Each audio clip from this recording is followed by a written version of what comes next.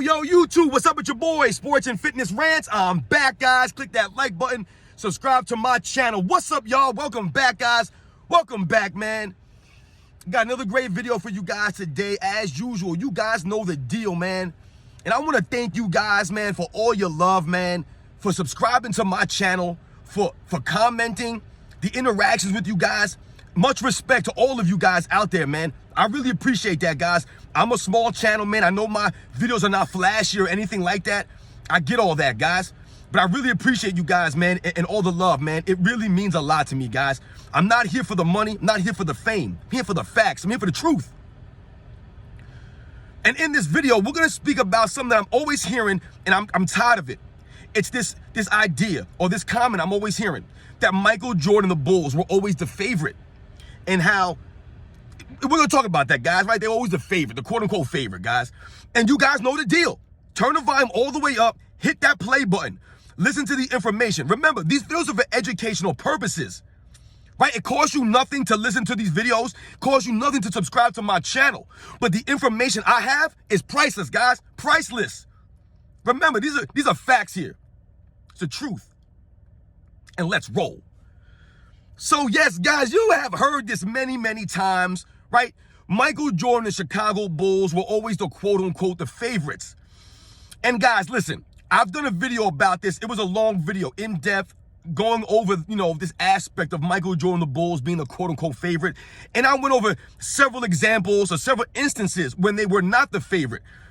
But in this video, I want to take a different angle, a different approach on this. So a lot of people really believe that Michael Jordan and the Chicago Bulls were always the favorites. Right now, when they say this, they're focusing on the NBA Finals, right? They like to do that. And why do people focus on the NBA Finals?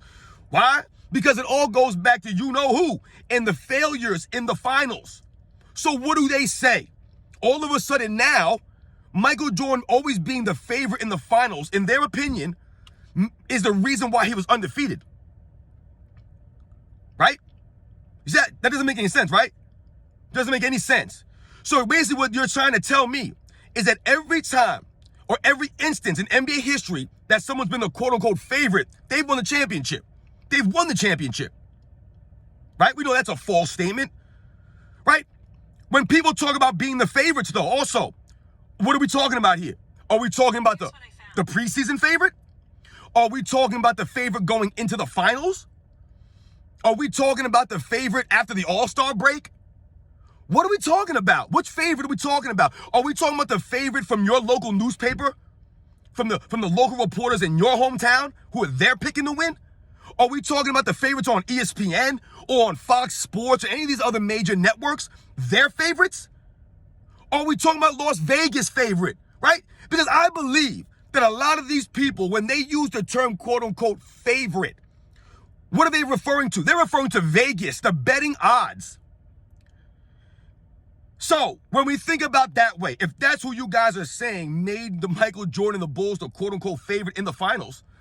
Now, listen, like I've said, I've done a video on this and I've debunked this and many other people have debunked this also, right? We've covered many instances that Michael Jordan and the Bulls were not the favorites. And when we think about the NBA Finals in particular, they were not the favorite in every one of those NBA Finals, guys. They just weren't. That's the facts, all right? But once again, if we're going to go with the premise that the Michael Jordan and the Bulls were always a favorite, let's keep that premise, guys. Right?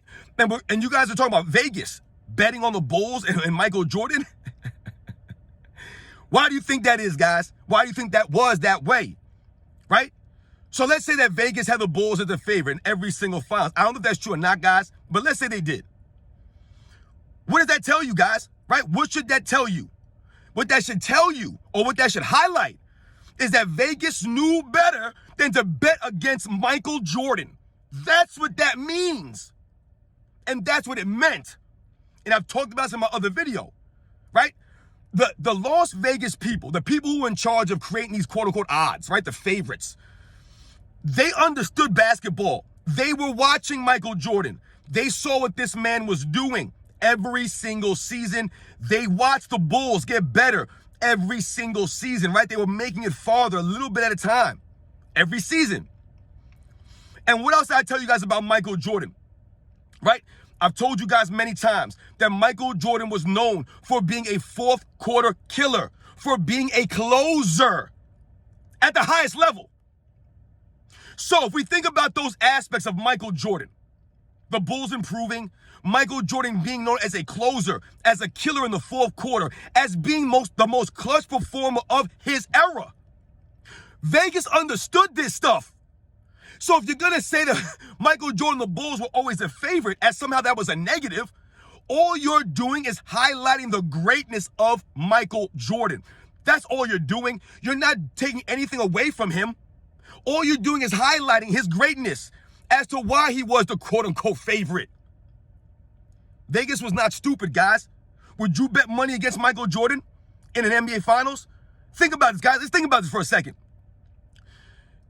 The Bulls and Michael Jordan in 1991, they were not the favorites, guys. They were not the favorites. I don't know if Vegas had them as the favorites or not, but I'm just telling you right now, the consensus around the world as it pertains to the basketball community had the Lakers winning that series, guys. They just did. They did.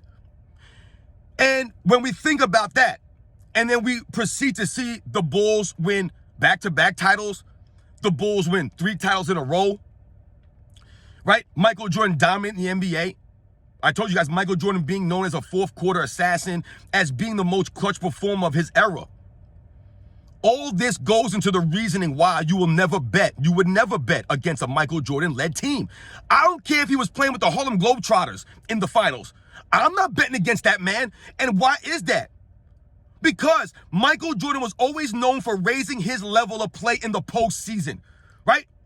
The video proof is there. The numbers are there. Everything goes and shows and points to that, right? Him being one of the top player performers, always raising his level. That's why Michael Jordan's considered the greatest player of all time. No one raised their level as consistent in the postseason to that level consistently as Michael Jordan, guys. No one did. That's what we marveled about. How do you average 31.5 points a game for your entire career in the Chicago Bulls and then proceed to up that in the playoffs to 33.5? And then proceed to up that in the finals? I mean, it's crazy, man. The man averaged 33 points a game in the NBA Finals, 33 points a game in the playoffs, 31 points a game for his regular season average. That's insane, guys. Insane. No one raised their level in the postseason to the degree that Michael Jordan did. Nobody. So, when people say the Bulls, Michael Jordan, they were the favorite, all you're doing is giving Michael Jordan his shine, right? When we think about people not being the favorites, right? Why is that, right? When these people, the LeBron James fans, when they're talking about this, when they're saying these assertions that, oh, Michael Jordan was 6-0 because he was always a favorite. What does that have to do with anything? You're telling me, like I said, because you're the quote-unquote favorite, you'll never lose? I've told you guys, do your homework, do your research. Michael Jordan is 24-0 when he has home court advantage, guys. 24-0. There is nobody else in NBA history, I'm talking about as far as MVP players, leaders of championship caliber teams, right? Guys who win multiple rings, right? The all-time great legends, the top 15, 20 players of all time. There's not one person on that list that won every time they had home court. There's not one person on that list, guys. Not one. LeBron James lost when he had home court many times. Kareem Abdul-Jabbar's lost many times when he had home court advantage. Magic Johnson, Larry Bird, Bill Russell. They've all lost with home court advantage. Wilt Chamberlain, Jerry West, all these guys. Oscar Robertson, Hakeem Olajuwon, Tim Duncan, Kobe Bryant. All the top guys that you can think about in your mind have all lost with having home court advantage. Michael Jordan's the only one who never has done that. So that was because he was the favorite, right? Because he had home court advantage? Well, then how come no one else is undefeated when they have home court advantage?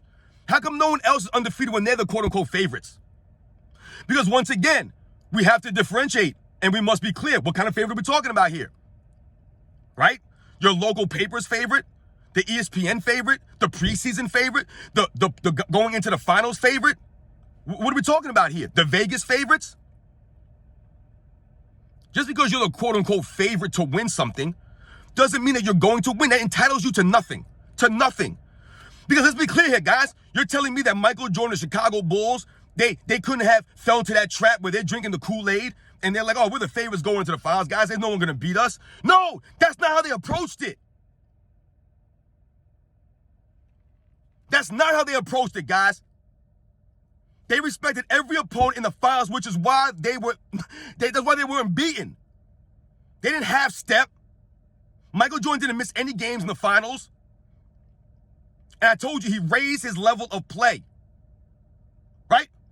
We think about that game 6, 1998, guys, right? You guys recall before Michael Jordan ended that game with the 3-play sequence that I've talked about, done a video on this, right? When he had to score that quick 2-for-1, then he had to steal the ball from Karl Malone and then make the jump shot. If you guys go back and you remember, John Stockton hit a huge 3-pointer right before Michael Jordan did those 3 plays. He had a huge 3-pointer that he hit, right? To put the Bulls down 3 with about 45 seconds left in the game. Did Michael Jordan, the Bulls, fold it up? No, he raised his level. John Stockton raised up. He said, I'll see your 3, John Stockton. I'll raise you 4 points in the last 40 seconds and a steal. And I'm not passing to anybody.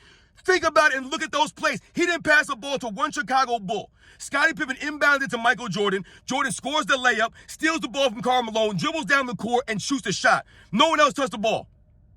That's Michael Jordan raising his play. Had nothing to do with him being the favorite. The favorite in talent used to nothing. Nothing. And if anyone thinks because you're the favorite, you're going to win the championship or you're going to win the series or whatever the case may be, that means nothing, guys. LeBron James and the Heat, they were the favorites, the preseason favorites in 2011, right? When he joined up with Wade and Bosh. And then what happened in the finals? He proceeded to choke it up and get beat down by role players. Doesn't matter if you're the favorite. LeBron James is a preseason favorite in 2016. He was a favorite in the preseason favorite in 2015. But they'll say that he was always the underdog. That speaks more to LeBron James and his career and what people feel about him and his clutch ability and his ability to raise his play. It has nothing to do with Michael Jordan being the favorite. And you guys know the deal. I'll catch you on the next one, man.